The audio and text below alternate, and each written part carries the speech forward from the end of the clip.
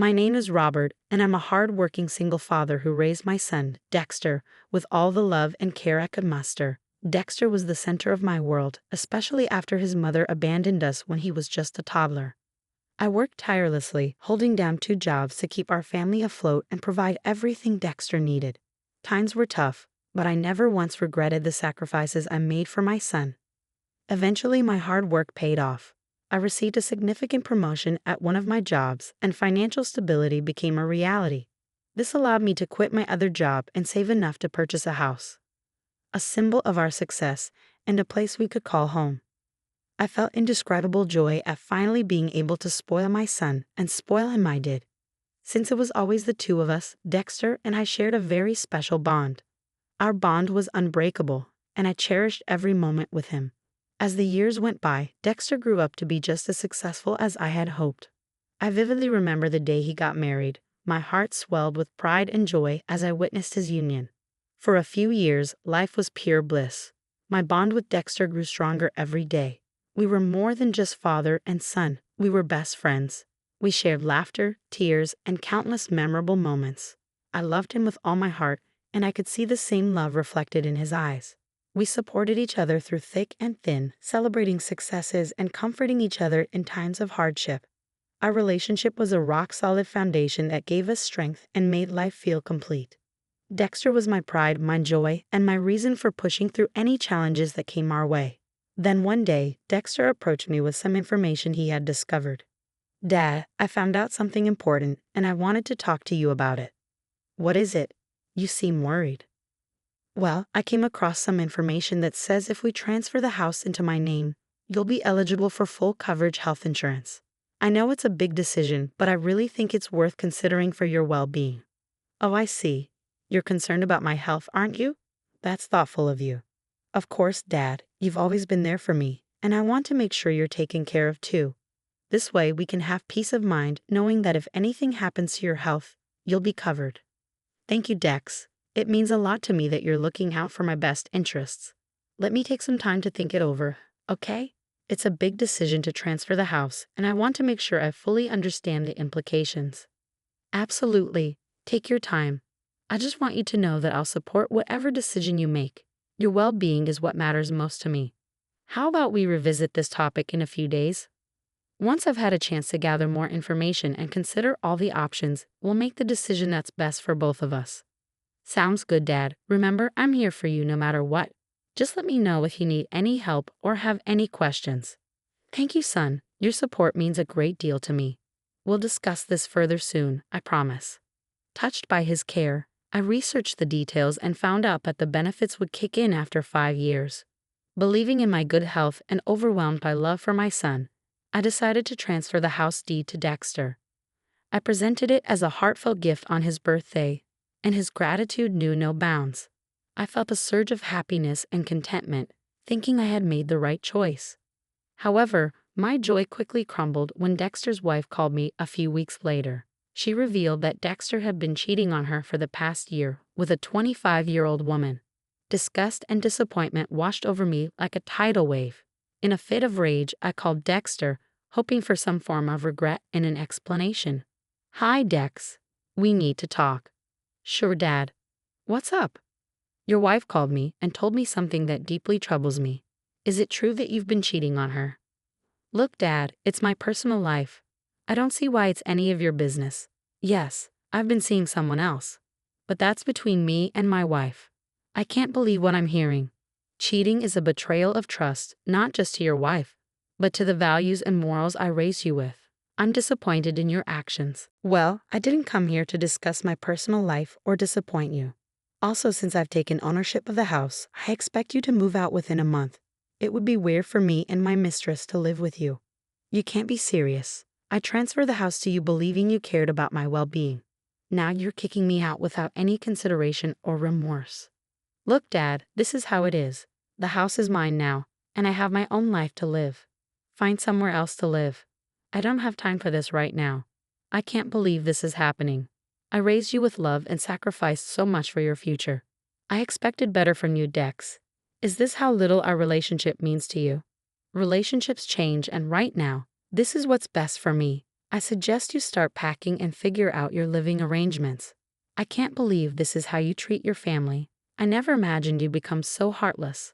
Fine, I'll find a new place, but remember, blood ties can't be severed, and trust once broken is not easily repaired. Save the melodrama, Dad. It's just a house.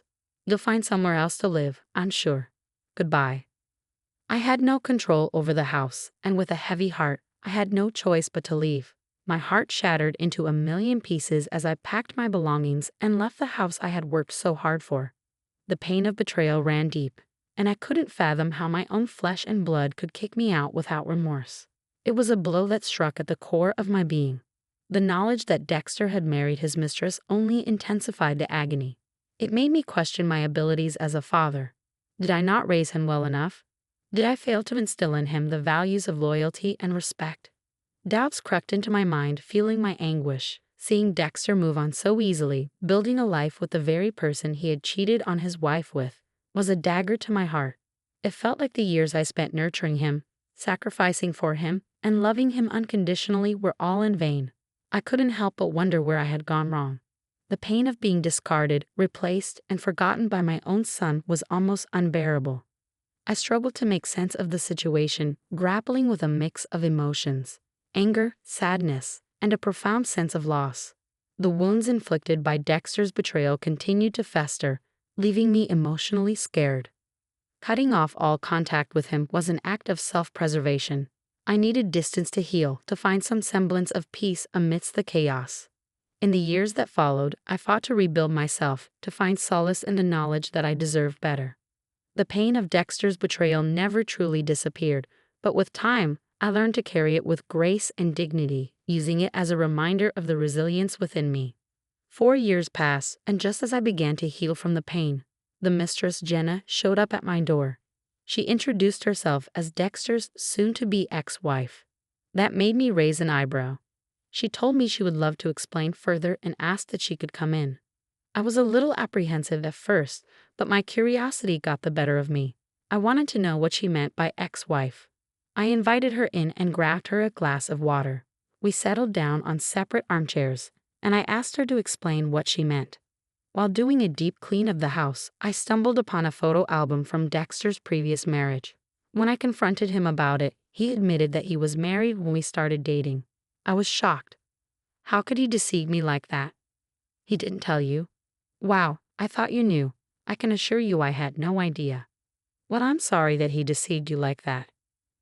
Naturally, I needed some space to process everything, but Dexter begged me not to leave him.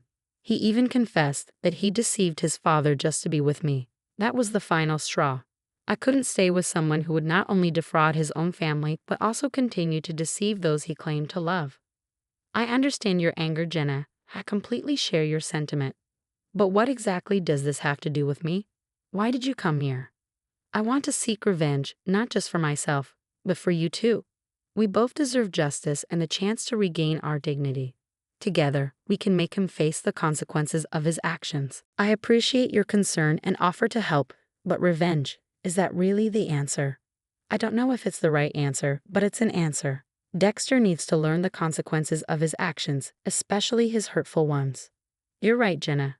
I appreciate your determination and willingness to support me. Let's make him realize the magnitude of his wrongdoings and ensure that he doesn't continue to hurt others.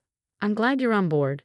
Together, we'll show Dexter that he can't manipulate and deceive the people who love him without consequences.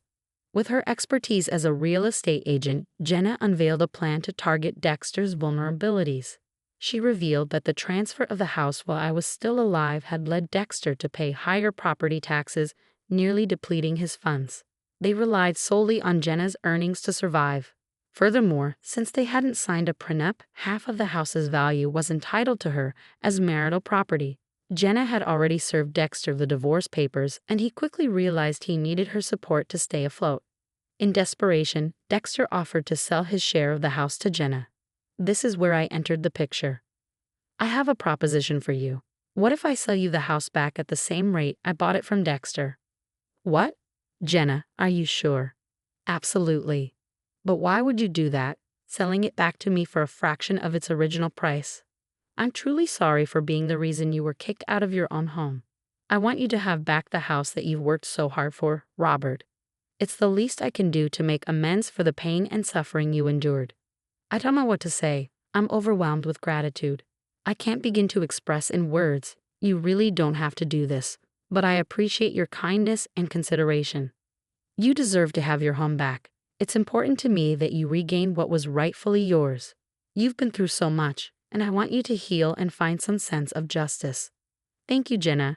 Really, your gesture means more to me than words can express.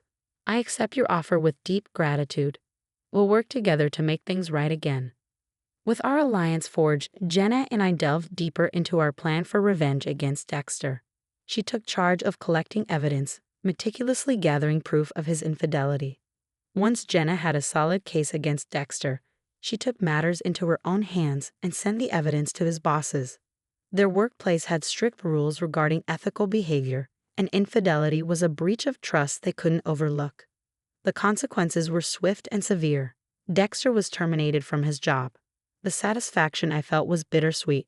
While revenge may not have been the ideal path to healing, seeing Dexter face the repercussions of his actions brought a small measure of justice. It served as a reminder that one could not escape the consequences of their choices, no matter how powerful or untouchable they may feel.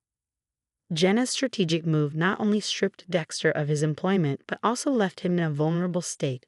Now, Dexter found himself homeless and jobless, the consequences of his actions crashing down upon him in his desperation. Dexter reached out to me, seeking refuge. He recounted his miseries, hoping I would offer assistance. "Dad, I'm in a tough spot. I'm staying with a friend right now, but I can't stay here for much longer.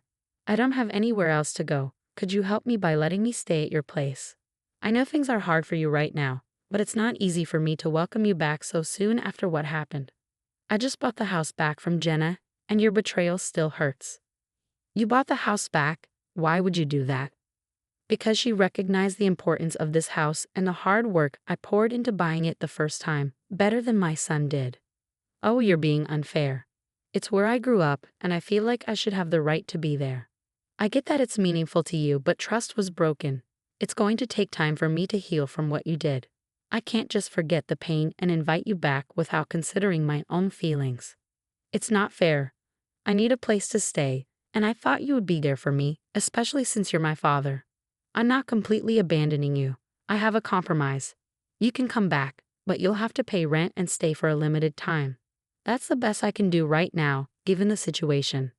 "Fine, if that's my only option, but I didn't think you would actually treat me like this. I'm glad you understand how I felt."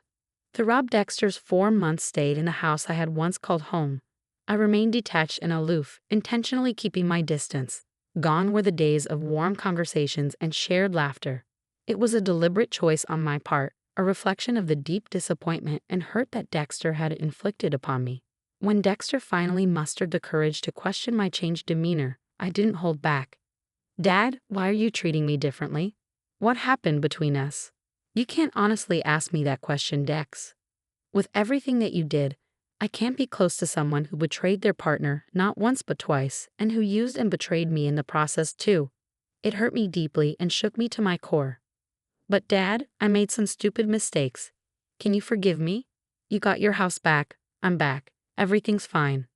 Mistakes. These were more than just mistakes. I made so many sacrifices for you, working tirelessly to give you a better life. Yet you chose to ignore my struggles and betray the values I taught you. Things aren't fine, Dex. If I recall correctly, relationships change, right? You told me that when you kicked me out of the house. I gave you so much love, and you're right. Relationships change. This is a change you have to deal with.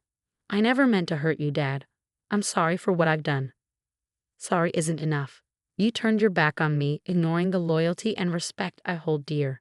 It's not easy for me to forgive or forget. I understand, Dad. I hope you know that I genuinely regret my actions. It will take time to rebuild trust and heal the wounds. I hope you understand that." The disappointment hung heavy in the air as I spoke, my voice laced with a mixture of hurt and frustration. I made it clear that I couldn't continue to support or embrace someone who had shown such disregard for the love and care I had poured into him. The wounds were still fresh, and forgiveness seemed like a distant possibility. With a heavy heart, I watched as Dexter absorbed my words, the weight of his actions sinking in. The pain in his eyes mirrored my own, but it was a pain that he had brought upon himself. At that moment, I realized that sometimes tough love is necessary to uphold one's own principles and protect oneself from further harm. Our encounter marked a turning point in our relationship, a painful but necessary step towards healing. I couldn't help but hope that Dexter would learn from his mistakes and come to understand the depth of the hurt he had caused. Only time would tell if redemption was within his grasp. But for now, I needed to focus on my own healing and finding a way to move forward without the burden of betrayal weighing me down. And so the story comes to its fitting end. Dexter, once a prince in his own kingdom, found himself stripped of everything he held dear. He lost his wife, or should I say, wives, his house, and his family. Dexter lived out his 4-month tenure in my house, facing the consequences of his actions and the weight of his betrayal.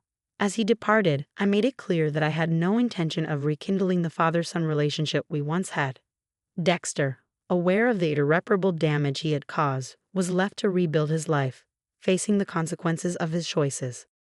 Life has a funny way of teaching us lessons we never asked for. Through this arduous journey, I realized that redemption could be found even in the face of betrayal. Jenna and I were able to restore justice to our lives and reclaim our dignity. While Dexter may have learned the hard way, I hope he finds the opportunity to reflect on his choices and grow as a person.